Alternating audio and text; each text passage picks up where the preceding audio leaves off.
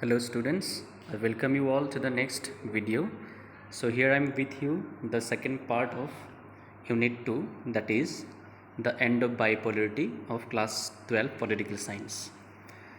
So students, as we have already covered few topics of this chapter previously, in which we have come to learn about the Berlin Wall and the collapse of Berlin Wall.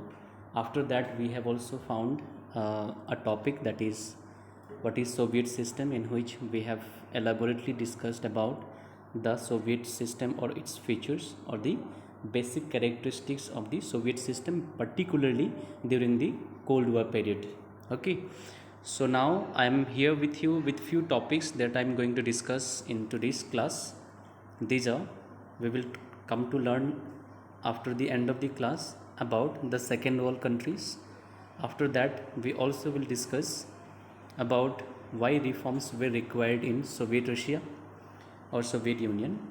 After that, we will try to understand the basic contribution or about basic information about Mikhail Gorbachev, who was the last ruler of the Soviet Union. Okay.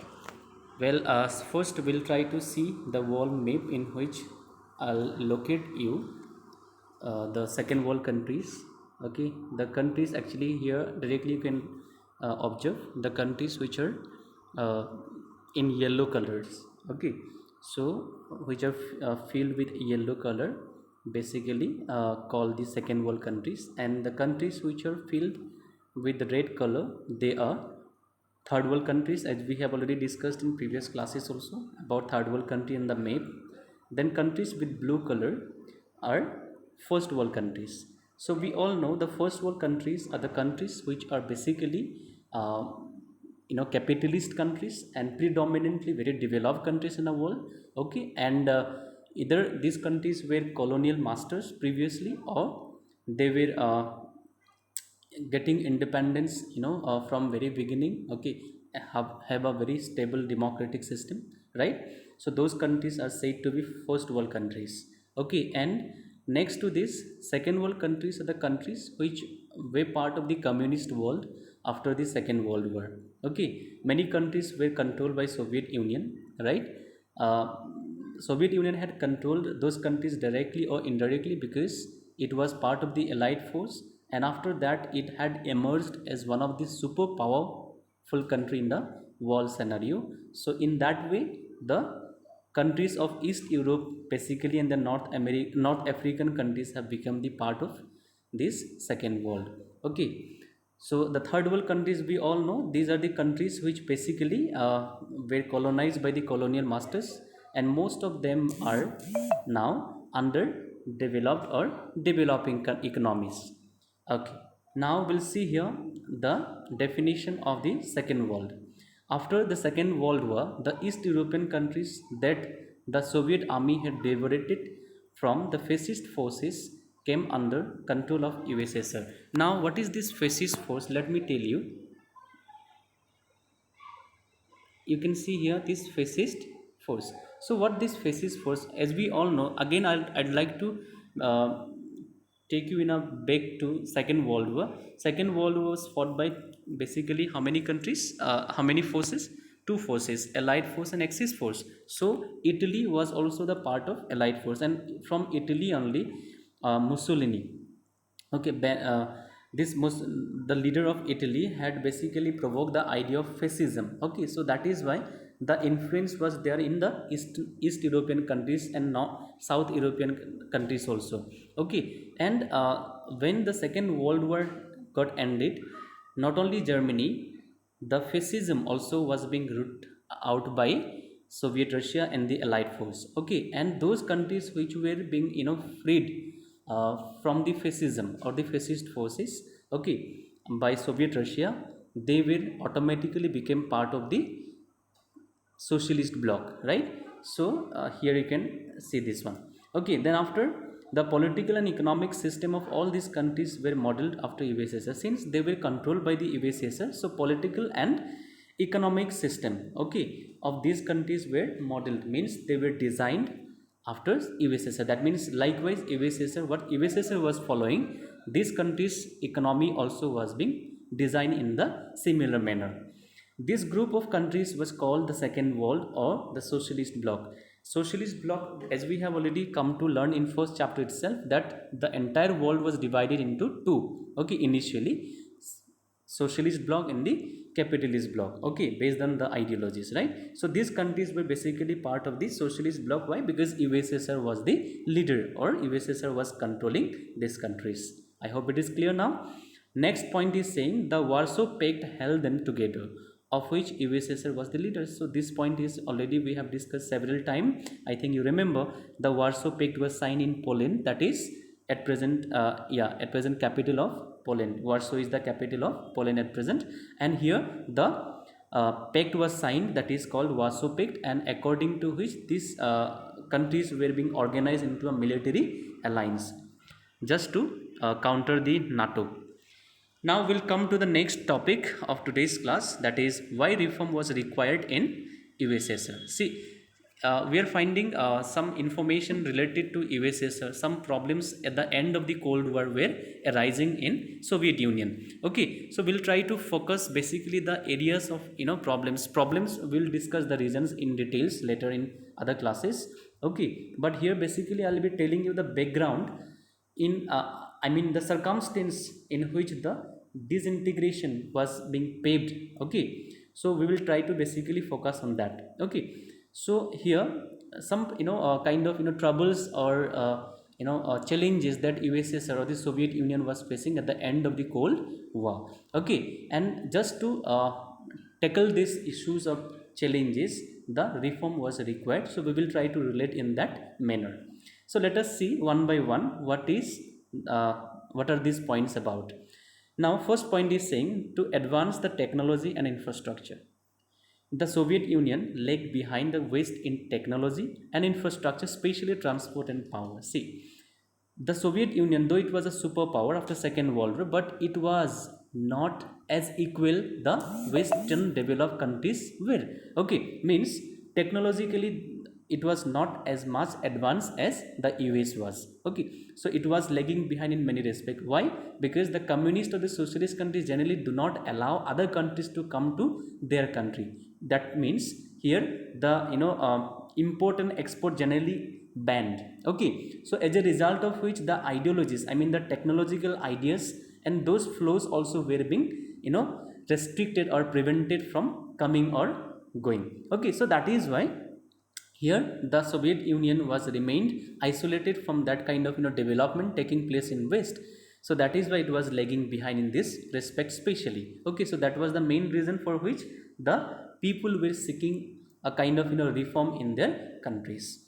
Next to this, to fulfill the political and economic aspirations of citizens, as USSR followed a tight authoritarian system, as we have already discussed in the Soviet system. The authoritarian system means what? Authoritarian means where the government control and government rarely allows the people to have or express their opinions and feelings. Okay, so everything is being decided by the state or the government, right? People are rarely given the right to freedom of speech and expression, right? So that kind of authoritarian system was not actually satisfactory for many citizens, right? And that is why they wanted to have a kind of system which is very much familiar, or very much convenient for them, and which make them comfort. Okay, so this was another reason why they were seeking a kind of reform means what? Change. Okay, next is that arms race. See, we all know that during Cold War time, though there were many treaties signed, we already have discussed. Eventually during Cold War only there were three major treaties signed by the two superpowers, but the arms production was not stopped there only. Okay, the two superpowers along with their allies continued to produce the nuclear either or non-nuclear weapons. Okay, as a result of which the USSR economy was going down. Why? Because it had to spend a lots of money in the production of the weapons. Okay, as a result the economic aspect of the development aspect was remained away from the government policies. Okay, so this is another reason why people were seeking the reform in the system. Then Food shortages also had, allied with this all issues above mentioned issues.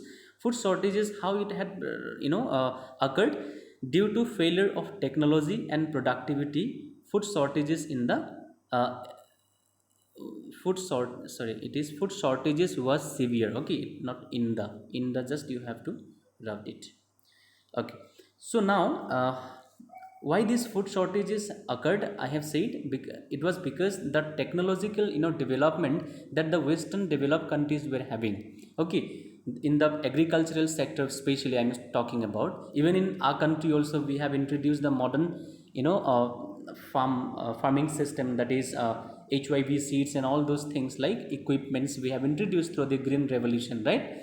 But in USSR, these things were not taking place in many republics. Okay, so that is why the agricultural sector was not uplifted. Okay, it was just in a traditional way the agricultural activities were done. So that is why the food shortages was severe in many places. That is why people were not happy at all with the system, so they sought a system which is more favorable for them. So this is all about the reasons why the reforms were required by the people. Now I have brought the next topic here, Mikhail Gorbachev. I have already said about this topic. So this person in the image, you can see he is the last ruler of the Soviet Union. So now last ruler of the Soviet Union means what? Before disintegration. Okay, we already have discussed many time in a previous classes, that Soviet Union or the USSR is the same country only, right? So till 1991 it was known as Soviet Union or USSR, right? So USSR's last ruler was Mikhail Gorbachev. So he was big, chosen as the general secretary of Communist Party of the Soviet Union in 1985, and till 1991 he was in the power. Okay, now this person, till the disintegration of Soviet Russia, he had initiated many reforms in Soviet Union, because he realized that no, if Soviet Union would be kept separately or isolate manner, then the development that is taking place in the West, okay,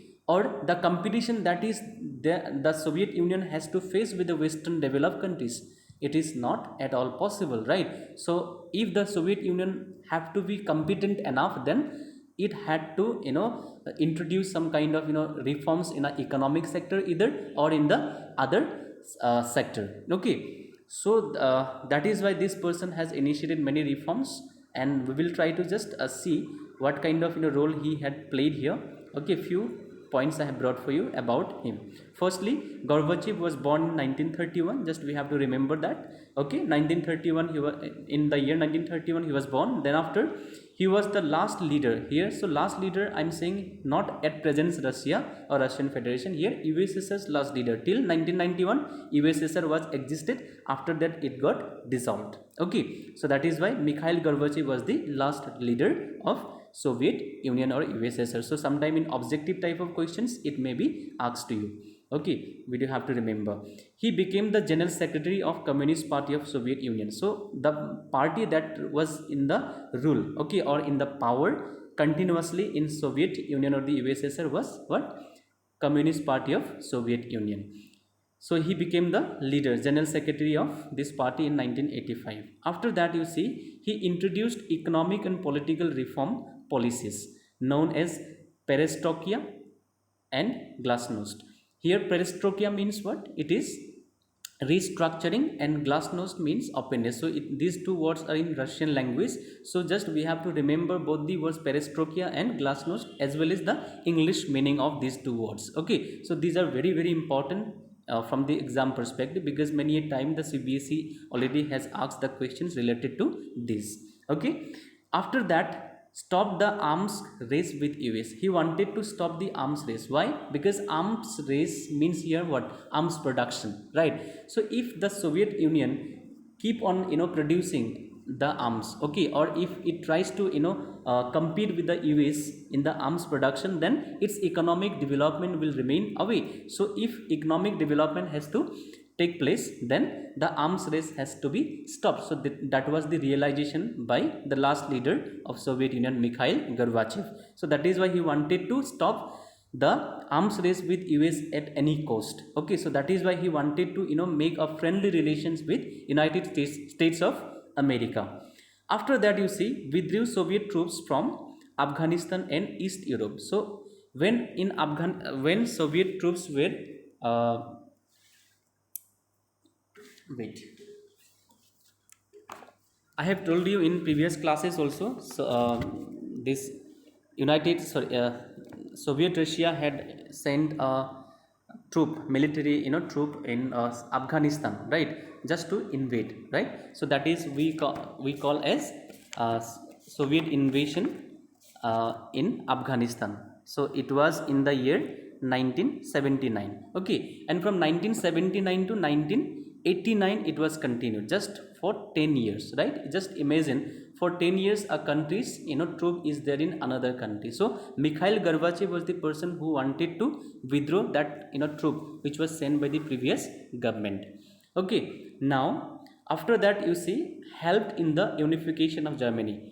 Already in the very first topic of this chapter, we have also discussed about the German unification uh, after the Berlin collapse of the Berlin Wall. Okay, so here Mikhail Gorbachev had a very important role. Okay, why? Because Eastern Germany, when it was struggling for unification, so here the Soviet Union did not say anything. Okay, it did not interfere there, it did not extend its military support to East Germany government. So that is why it was possible for the unification of Germany. I hope it is clear now. Okay, and he also had contributed a lot in the end of the Cold War, because all those developments whatever taking place just prior to the Cold War were altogether helping to the end of the Cold War only. Okay, so I think it is very much clear to all of you. Now we'll discuss the rest of the topics in the next classes. Okay, so if you have any doubt, then you can ask me in the next class. So thank you for watching.